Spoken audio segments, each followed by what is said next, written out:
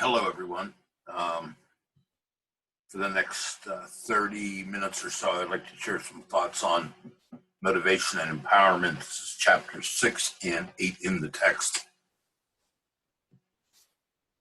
Again, I think you've heard me talk about this before, about the importance of performance and commitment on the part of people in an organization. And one of the reasons we covered this chapter on motivation is very clearly linked with these two concepts.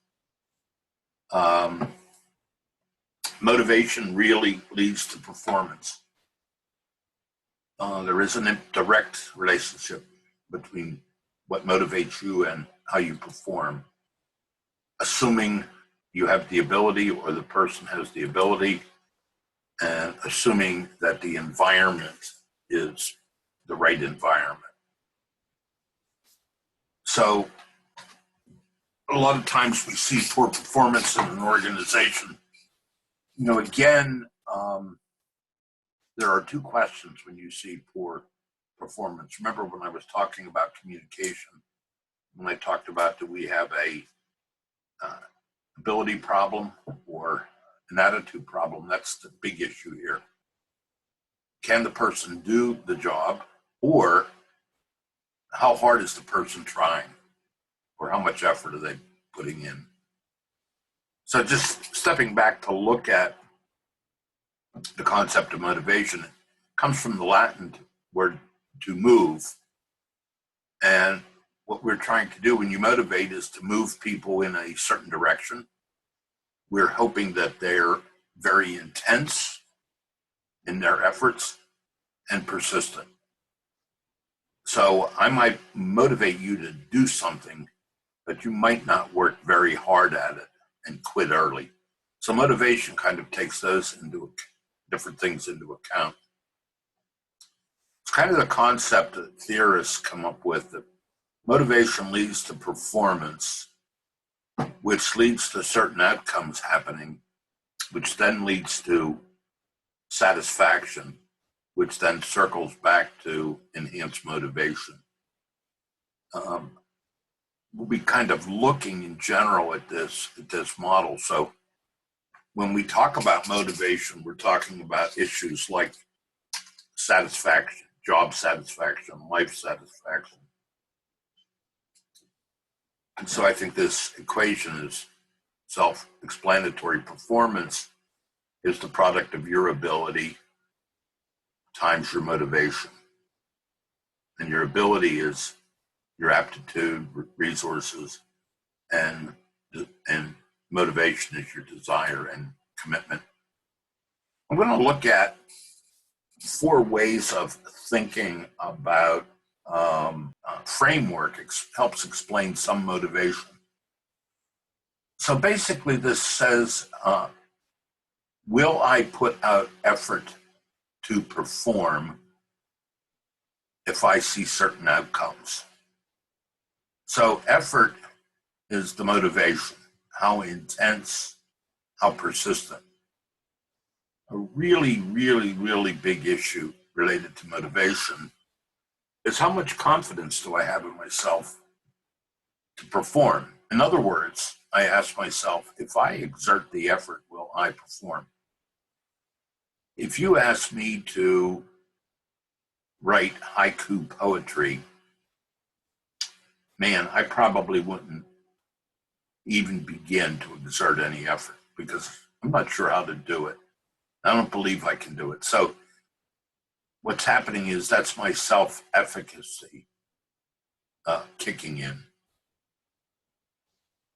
However, if you ask me to go visit a business school somewhere and do a quick assessment of where that business school is in relation to accreditation issues, I can go there real quickly because I've done it 100 times, and so I'm going to be motivated.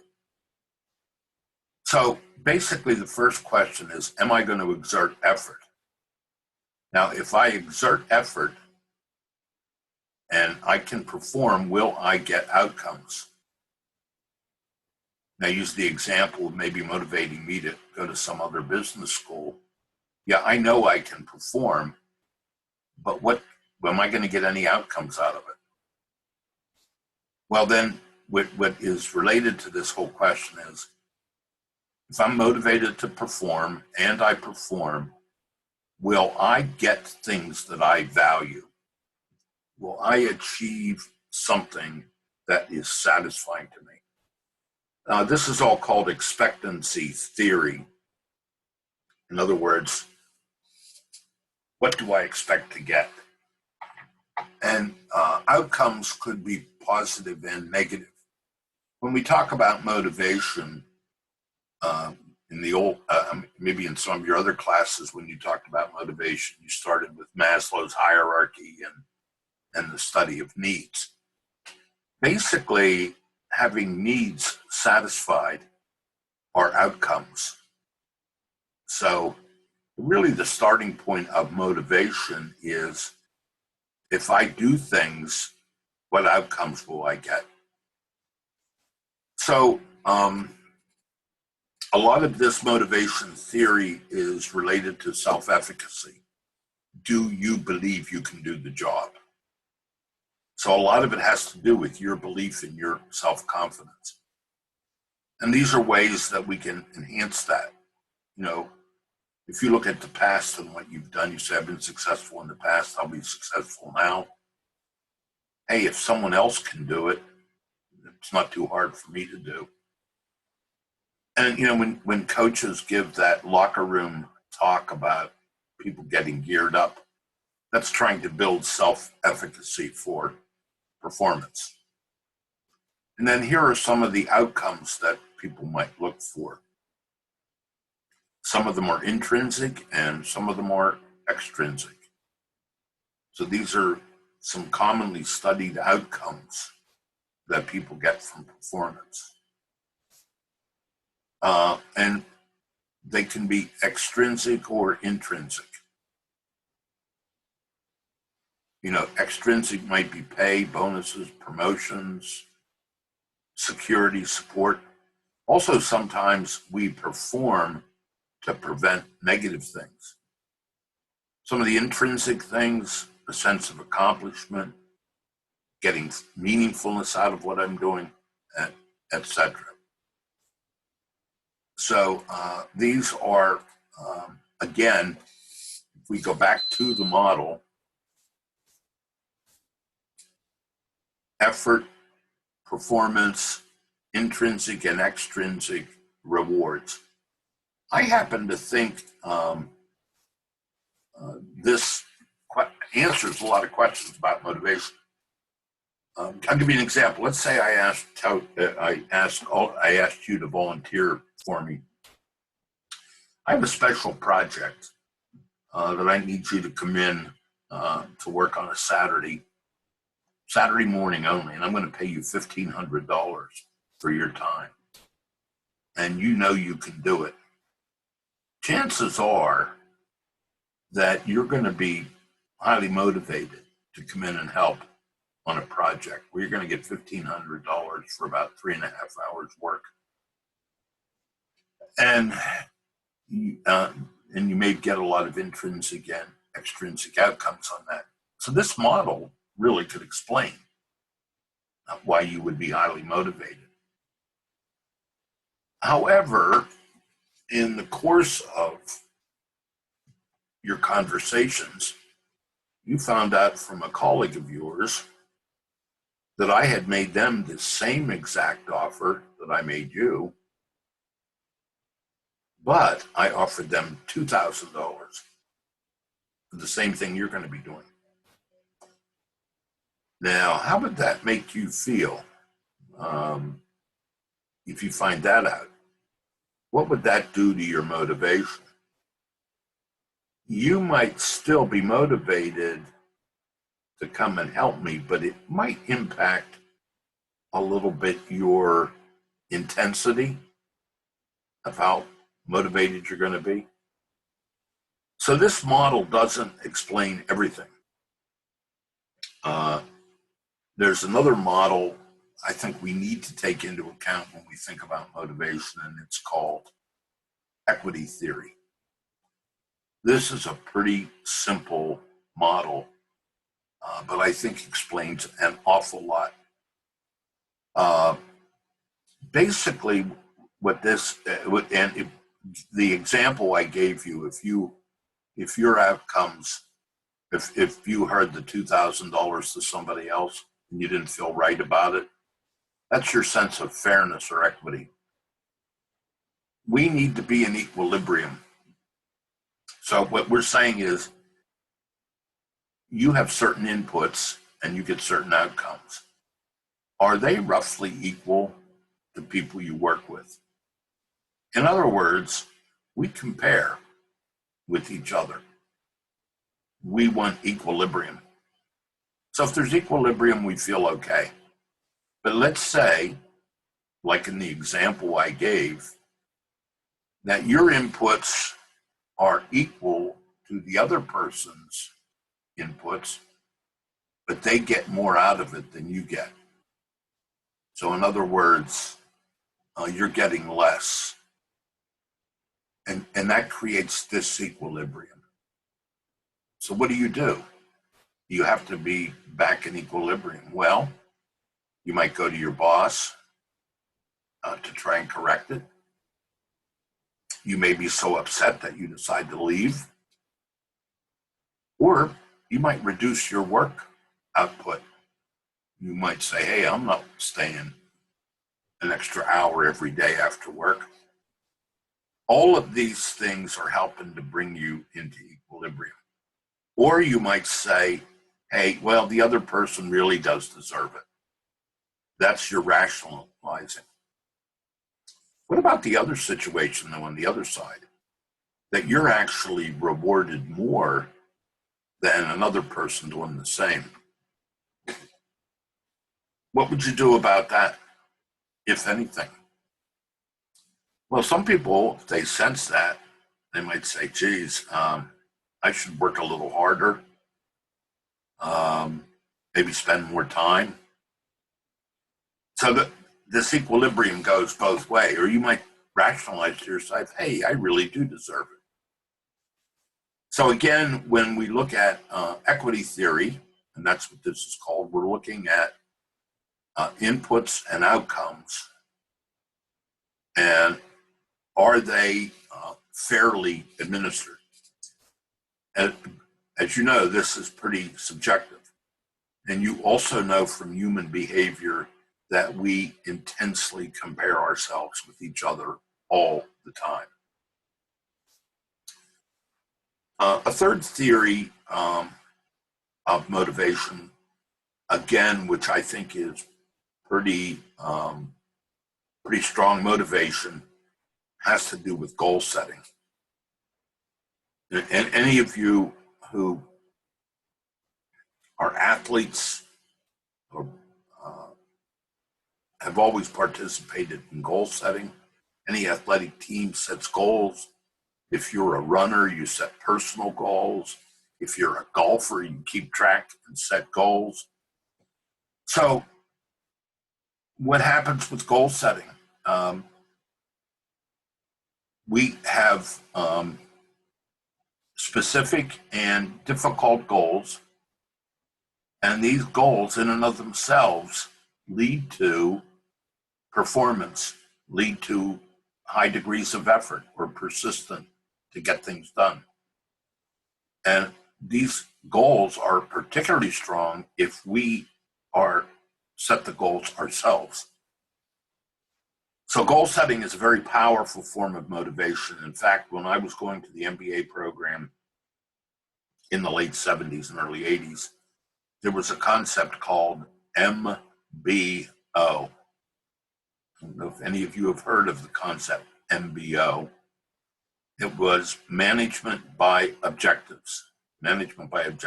And it was the panacea for management in the late 70s, early 80s.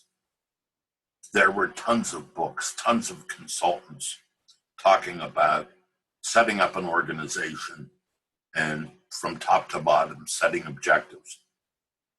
We don't talk much about the fad anymore, but there's virtually nobody at work who does not set goals. I would say any of you in your jobs have goals set for you, or you participate in setting goals.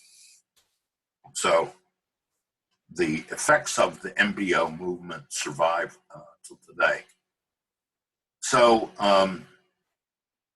things you can do that really get people committed to goals. Of course, you tie rewards to them, a lot of publicity. You provide the support. You let people participate in setting the goals. If I participate in setting the goal for myself, I am going to be much, much more motivated to see that it occurs. So in terms of goal difficulty, it's right at this spot here at difficult, where we call difficult is where goal setting works the best. Impossible goals tend to demotivate, and easy at moderate goals don't bring out the best effort. So goal difficulty is important.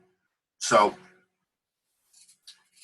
more difficult goals lead to higher performance than easier goals, and more specific goals lead to higher effort.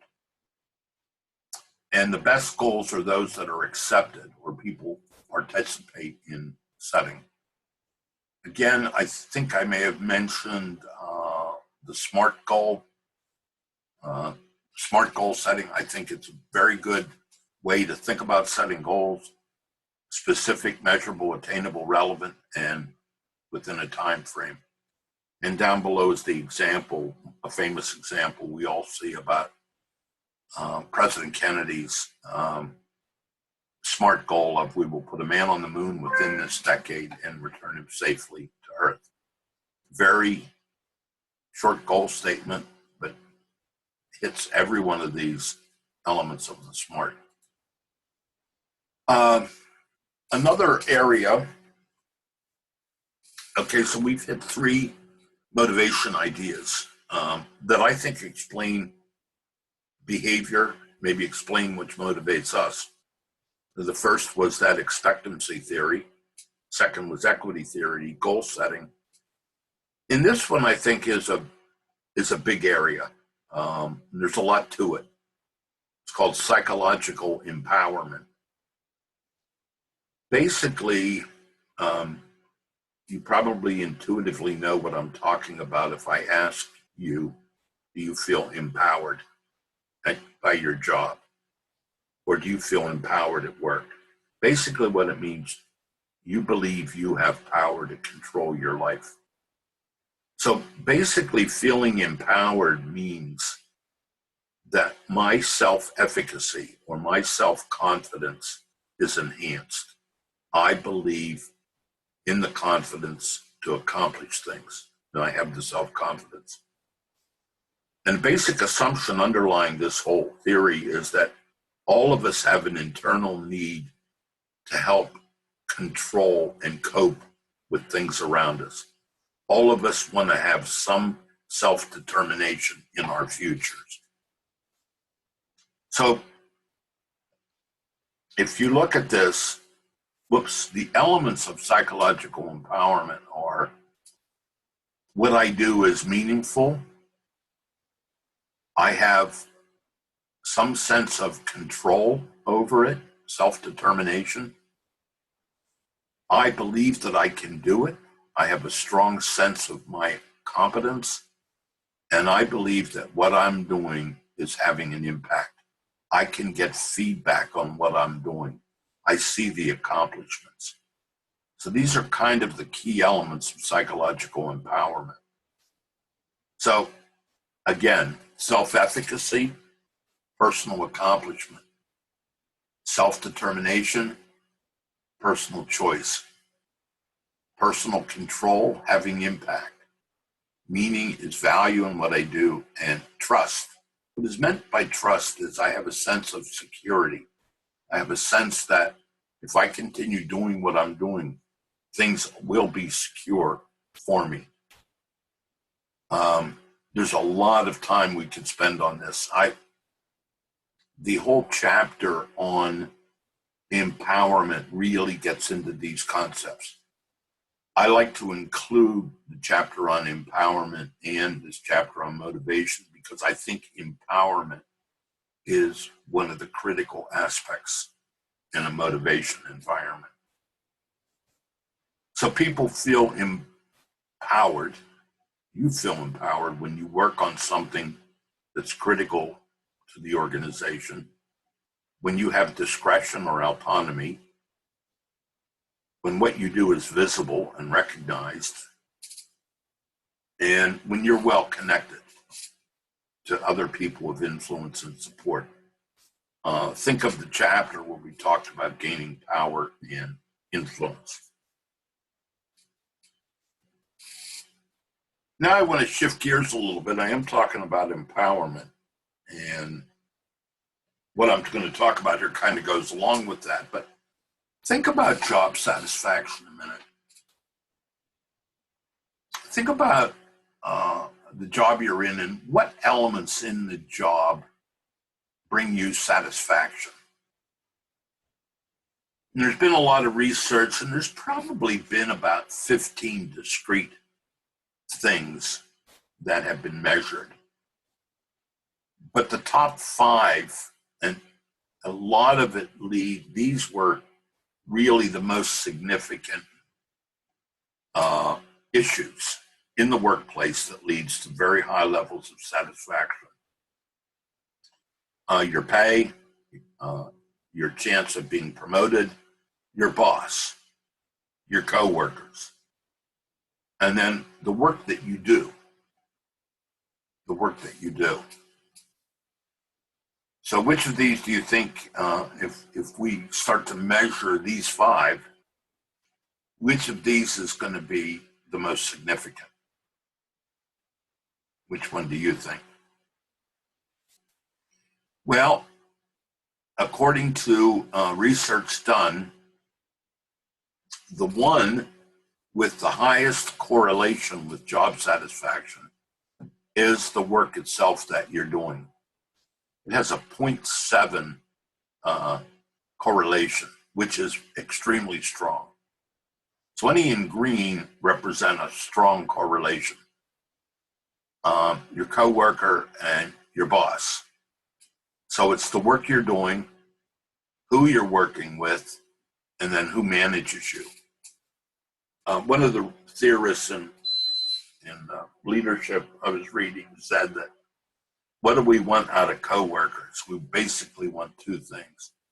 We want to make sure that they have our backs. And then 2, we want to like them. And the same researcher, what do we want from bosses? We want 2 things from bosses. 1, that they support us in getting our job done, and 2, that we like them. These are all pretty simple things. Pay and promotion are very important. They have moderate correlation. So I'm not knocking down the importance of pay and promotion. But the work itself that you do is extremely important. And actually, that's one of the reasons I was using the career leader assessment, because it does help get at this stuff of the work itself you do, which has a very high correlation with job satisfaction. And I might add that job satisfaction has an extremely high correlation with life satisfaction. So I gave you the job satisfaction survey. And it's basically satisfaction with the work you do itself, which is related to empowerment. That's why I'm talking about this under psychological empowerment. So if you look at those 3 elements in the middle, meaningfulness of work, responsibility for outcome, and knowledge of results, they're all critical in the psychological empowerment. And that's assuming that you want to develop your knowledge and skill, and assuming you have needs for growth. So what are the elements of satisfaction with the work itself, which in my mind is almost synonymous with empowerment? Well, that you have variety. that you can identify with your work, that the work is significant, has an impact. There's a sense of autonomy, that you have control and that you're getting feedback. These are all elements that I believe tie into feeling empowered, which is a strong motivator, and also leading to extremely high satisfaction with the job you're in. So basically, all four of these theories are in a model. I believe this model is in the book. I've kind of tried to break it down by some of the theories that make it up. So you have an effort. Do you want to put out an effort to perform? Well, are there goals you're shooting for? Are they accepted and challenging? Do you have the ability? If you perform, is it reinforced? Do you get outcomes that you want? And is there equity in the outcomes? And does it lead to satisfaction? If it leads to positive satisfaction, that enhances commitment, which in turn reinforces effort. If it's negative satisfaction, it may lead to lack of effort, absenteeism, and turnover. End up with, this is a handout for you in the module, are 6 elements to think about in a motivation program. Think about motivation of yourself. Think about motivation of others. And I would venture to bet any problem that you might have in motivation is related to one of these 6 areas.